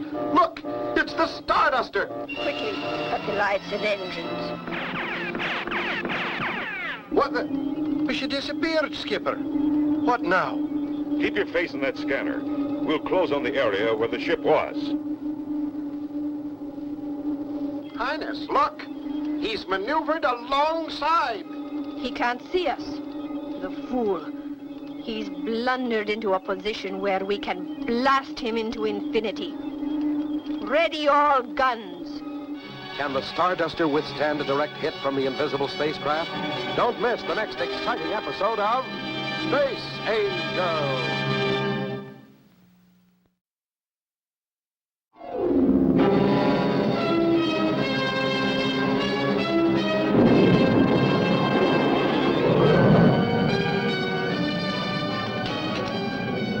off for another exciting adventure in outer space with Scott McCloud, Space Angel, in the story of The Exiles. Last time, Queen Zora and her henchmen escaped from the prison asteroid and in the invisible rocket ship attacked 7 spacecraft, leaving no trace. As Scott, Crystal, and Taurus and the Starduster were returning to the base after answering a false call for help, which the Queen had broadcast, they came upon space pirates attacking a cargo ship. As they came closer, the spacecraft disappeared before their eyes. Scott unknowingly brought the Starduster alongside the invisible ship, and the Queen made ready to blast him from space. Jumping Jehoshaphat! Scott! Hang on, we're okay. The Starduster's still there. That's impossible. Highness, we hit it with everything we have. That craft is impervious to heat ray. We're drifting out of range from the recoil of our salvo. Continue the drift until they depart. Then return to the base. Should we meet again, my armor-plated friend, be prepared for disintegrators. Just let those sneaking, bushwhacking Bluebeard types try it again and I'll powder them. Give it up, Taurus. Give it up! They know their heat rays can't hurt us now. It'd be suicide for them to give their position away with another try. Stand by. We'll pick up the tug survivors and head in.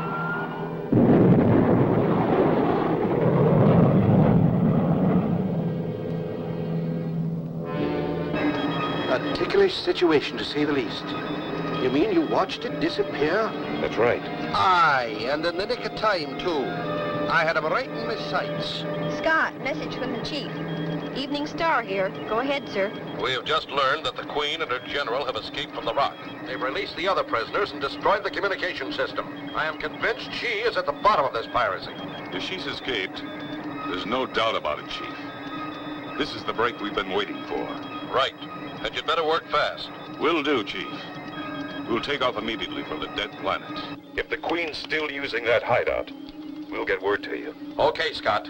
We'll wait to hear from you. I'll send a Space Force squadron to that vicinity in case you need help. Out here. Out here.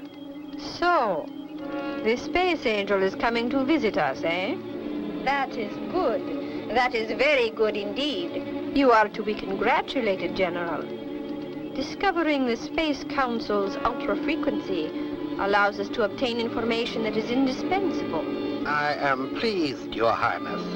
Your Highness no doubt has a plan. Of course, Logai. We will eliminate the Space Angel once and for all.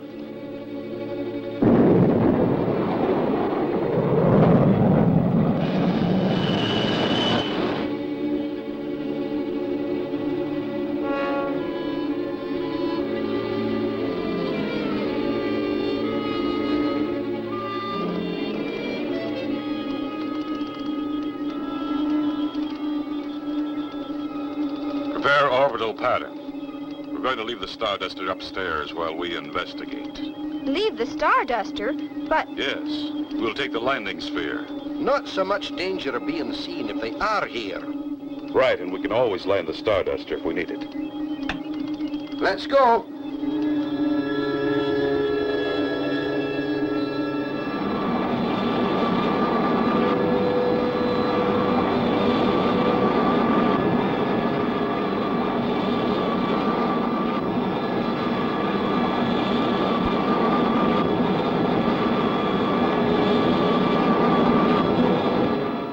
So good. Scott, look!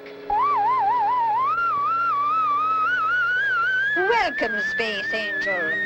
You will please retreat to that cave entrance on your left. You have 10 seconds to get away from your landing craft. She's got us for sure now, Skipper. Better do as she says.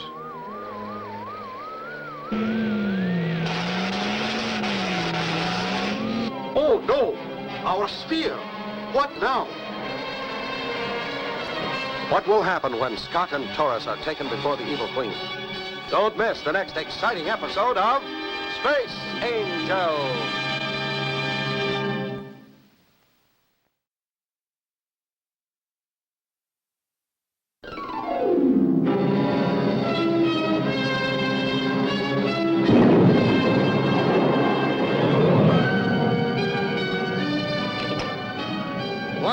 for another exciting adventure in outer space with Scott McCloud, Space Angel, in the story of The Exiles.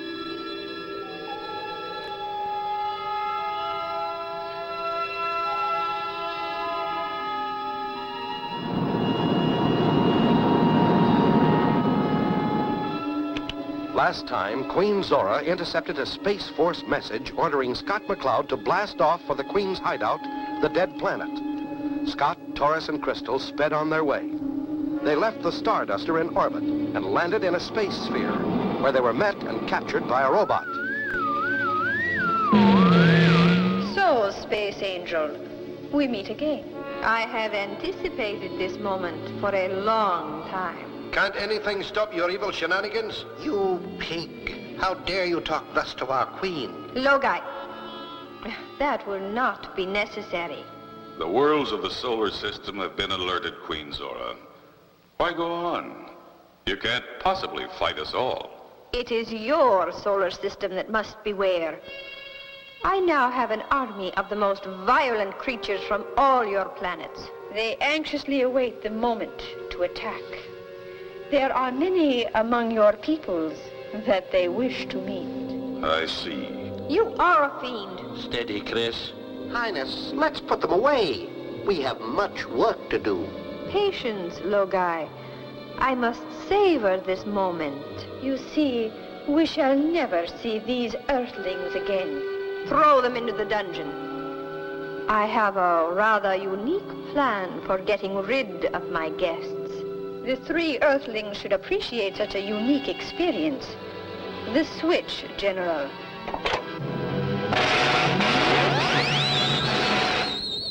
Very good. Beautiful. First thing we better do is land the Starduster. That's kind of risky, isn't it? It's a risk we'll have to take. You're always one jump ahead of me, Skipper. Yeah. Now we're ready. Chris, you and Taurus watch for the guard. Coast clear, Skipper. Go ahead.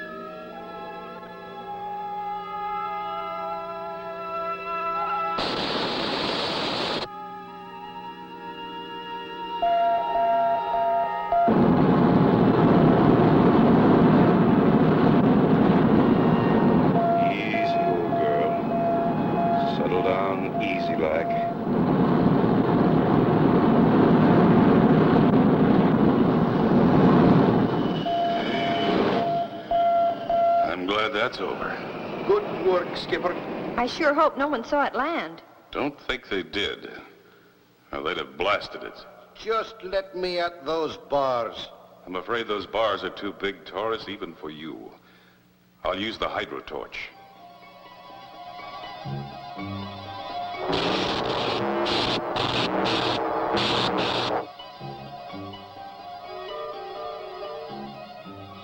All clear.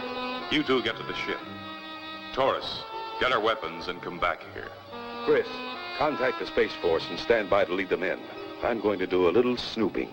To you, Logai, goes the honor of escorting our guests on their last walk. A pleasure, Highness. Will you accompany me, General? Of course. But keep your blaster ready. The Space Angel may have a trick up his sleeve. Can Scott stop the evil Queen's plans for them? Don't miss the next exciting episode of Space Angel.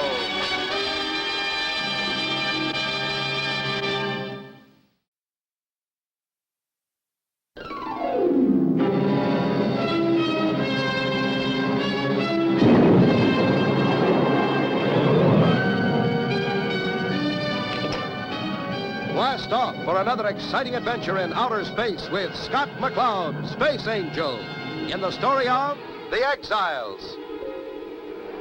You remember last time, Scott, Torres, and Crystal were captured by the evil Queen Zora on the dead planet. In the cell, Scott landed the Starduster by remote control. And then blasted the bars with his hydrotorch just as Logai and the General, with guns drawn, approached the cell door. Skipper, you in there? Come on in, Torres, before you're spotted. Chris got the Space Force. They'll be here in a couple of hours. What'd you find out? No clue to the invisible ship. I scouted 2 of the passageways. Their main force seems to be... Shh. They're coming. Let's take them, Torres. I've got a plan. You 3 Earthlings will come with us to the Queen's chambers. Stand away, big one. I wish to talk with the Space Angel. I refuse to move. Blast him, General. It's a pleasure, Logai. Not even a goodbye, General? The Space Angel. Drop your gun, General. All right. Your little game is over. The Space Force is on the way. Now, back out the door. I said move. The door? What happened? General tripped that metal door and got away. General, what have you done? This is Logai. Don't leave me. Skipper, the General. He'll sound the alarm. Torres, tie Logai up. I'm going to blast the door. The Space Force! You stupid fool! We must escape! Quick, to the ship! But the Army, Highness. They must be warned. And Logai... Logai and the Army are the price we pay for your bungling. Now, get to the ship. Quickly, into space, where we cannot be seen.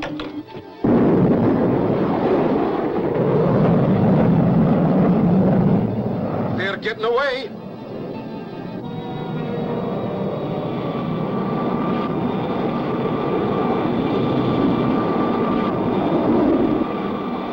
Let's get back to the Starduster.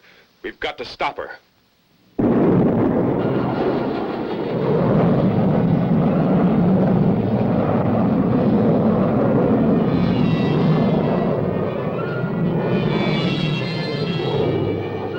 Anything, Torres? Not a thing, Skipper. They're probably there, but we can't see them. Now we'll never catch them. Search for the afterburner flame, Torres. Aye, Skipper. What about the squadron from GHQ? How soon will they hit this sector, Chris? They gave me an ETA of 15 space units, Scott. When they arrive, we can make a triangulation check. It's an ambush. Give me a fix, Torres. Stand by, Skipper. Those were disintegrator blasts. I hope our four-field deflectors hold. No luck, Skipper. They're not a boot to give away their position. They could be any place out here. They're probably moving in for a closer shot. Chris, check the constellations on the port side. Torres, check on the starboard side. Okay, Skipper, but I don't get it. You will, Torres. That is, if it works. All set, Scott. Check, lad. Go ahead. Capricorn. Check. Sagittarius. Check. Aries. Check. Aries? Aries? But that's in her sector, too. That's it, you old bull. Let's see you place a bullseye right in the center of that constellation. Skipper, have you lost your blooming mind? How can you hit a constellation? Do as I say, Torres, quick. Okay, here goes.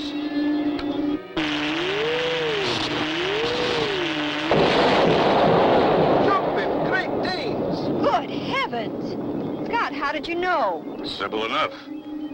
When you and Torres both spotted Ares at opposing ends of the galaxy, one of them had to be a fake. Sure. The Queen ship must have been composed of mercury quartz. The kind used in trick mirrors. Why, sure, the whole ship was just a big, fancy mirror. That's what made it invisible. It reflected blank space. Exactly. Chris, contact Space Force and tell them to pick up survivors. If there are any. And add, mission accomplished. And so ends the story of The Exiles. Don't miss the next exciting adventure of Scott McCloud, Space Angel.